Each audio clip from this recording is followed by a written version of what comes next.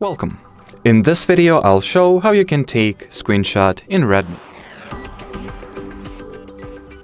I recommend that you begin by launching your device's settings, Here, enter the additional settings category, and then open the gesture shortcuts. Now go into the take a screenshot and switch on both available or all the available screenshot capture methods that you'll find here. In my case, I have the slide 3 fingers down method as well as classic default volume down plus power button press. Here, additionally, if you will get one step back, you will also be able to switch on the handy gesture for taking a partial screenshot, which is a press and hold with 3 fingers.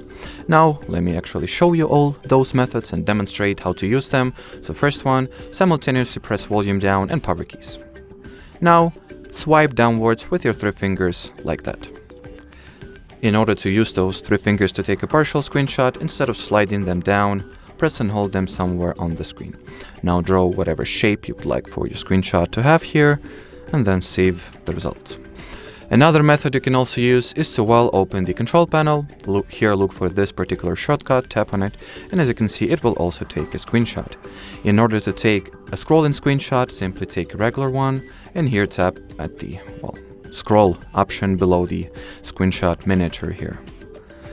Now you can either manually scroll it down and cut it off where you would like for the screenshot to end, or you can allow the screenshotting app to automatically gradually scroll your page down. That is up to you. Now, in order to find those screenshots, simply open whatever gallery app you fancy. I'll go with a default gallery app here. Then open albums, folders, or collections, and as you see, all your screenshots will be automatically saved into their separate screenshots folder. So you will find all of them right over here.